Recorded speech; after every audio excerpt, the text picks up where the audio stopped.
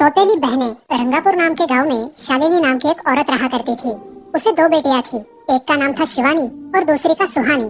शिवानी जब छोटी थी तब उसकी माँ गुजर गई थी, जिसके कारण उसके पिता रघु ने दूसरी शादी कर ली। मगर उनका भी कुछ सालों में बीमारी की वजह से देहांत हो गया और इसी वजह से शिवानी के मन में उसकी माँ और बहन के प्रति प्रेम उत्पन्न नहीं हो पाया। शिवानी और सुहानी में हमेशा झगड़ा हुआ करता था। दोनों भी बहनें एक दूसरे से कभी प्यार से बात नहीं करती थी। शालिनी ये सब देख बड़ी चिंता में रहा करती थी। ऐसे ही एक दिन शिवानी सुहानी चलो आ जाओ, खाना खा लो। हाँ माँ आई। हाँ माँ मैं भी आई। ऐसा कहकर दोनों बेटियां वहाँ आ जाती है और देखती है तो उनकी माँ ने उन दोनों के लिए गाजर का हलवा बनाया था। वो देख सुहानी और शिवानी बहुत खुश हो जाती है।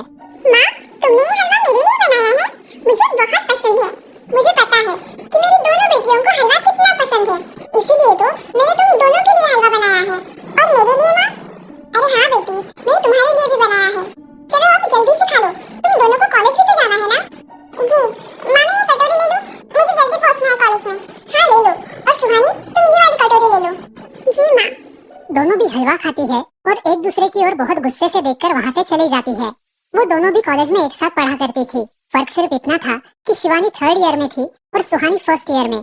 उन दोनों में 2 साल का अंतर था, फिर भी दोनों में हमेशा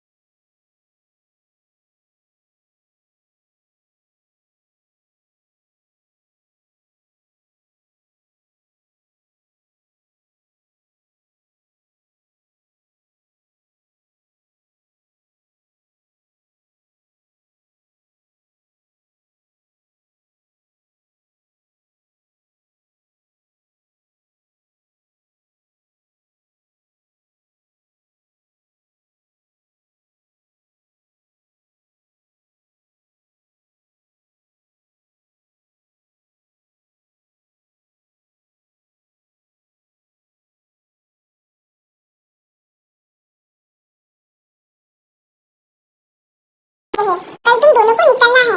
अब वो सब खाना खाकर सो जाती है।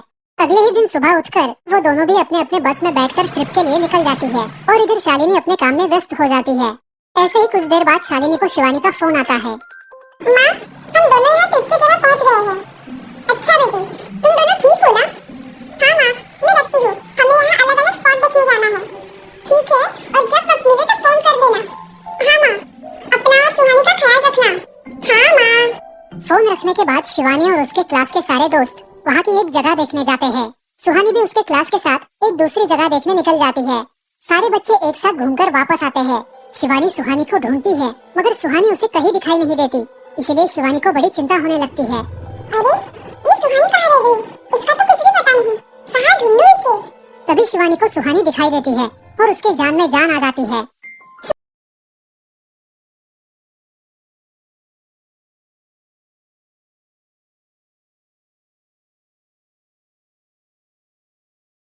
जल्दी उठकर अपनी तैयारी कर लेते हैं और पहाड़ पर जाने के लिए निकलते हैं। वो सब आज थोड़ा घूमकर शाम तक निकलने वाले थे। सब विद्यार्थी एक हिल स्टेशन देखने चले जाते हैं। शाम होने तक उस पहाड़ी का मजा उठाते हैं, लेकिन सुहानी बिना किसी को बताए उस पहाड़ी के एक अनजान हिस्से में चली जाती है। वहाँ का मनमोहक दृश्य देखते देखते गलती से उसका पैर फिसल जाता है और वो वहाँ से नीचे गिर जाती है। शाम हो जाने के कारण सभी विद्यार्थी वहाँ से निकलने लगते हैं और यहाँ सुहानी एक पेड़ के सहारे उस पहाड़ी की चोटी पर लटकी रहती है। शिवानी सभी विद्यार्थियों में अपनी बहन को ढूंढती है, लेकिन वो उसे कहीं नहीं मिलती। सुहानी को ढूंढते ढूंढते शिवानी वापस उसी पहाड़ी के पास आती है और उसे आवाज लगाती है। सुहानी कहाँ हो तुम? दीदी मैं यहाँ हूँ, बचाओ मुझे, मैं यहाँ हूँ। सुहानी की आवाज की ओर जाते ही उसे पता चलता है कि सुहानी पहाड़ी पर लटकी है। ये सब देखकर शिवानी बहुत घबरा जाती है। शिवानी अपनी पूरी ताकत लगाकर उसे ऊपर खींच लेती है। तुम यहाँ क्यों आई थी? अगर तुम्हें कुछ हो जाता तो?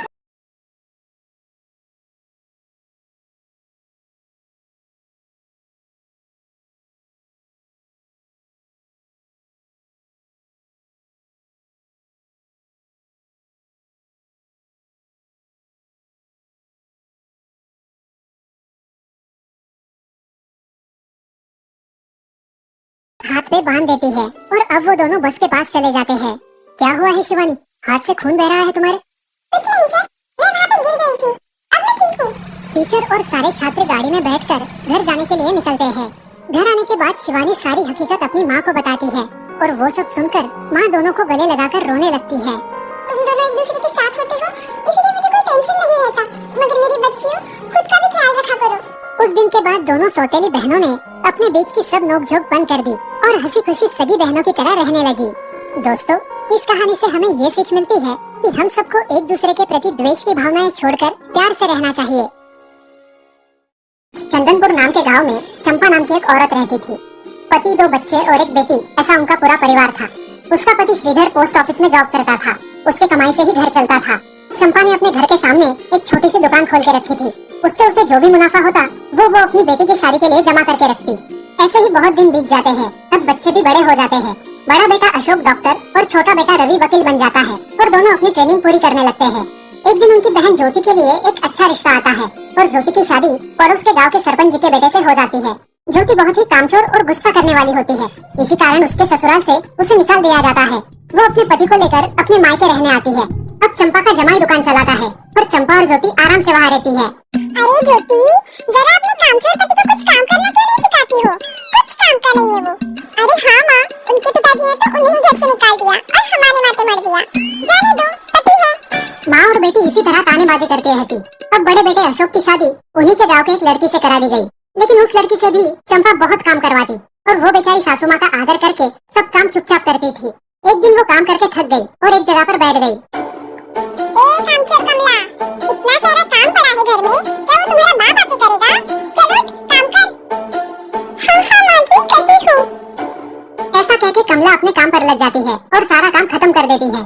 चंपा अपने बेटे अशोक से घर आने के बाद चुगलियां किया करती थी। अशोक घर आकर कमला को बहुत भला बुरा कहता और कभी कभी तो उस पर हाथ भी उठाया करता था। ये सब रवि देखा करता था और रवि को बहुत बुरा लगता था। अशोक मारने आता तो रवि बीच में पड़ जाता और माँ बाप को डांटता था और वही झगड़ा खत्म हो जाता था। ऐसा बहुत दिन चलता रहा। रवि को रंजना नाम की एक लड़की बहुत पसंद थी, जो कि एक न्यूज रिपोर्टर थी। क्या तुम मुझसे शादी करोगी?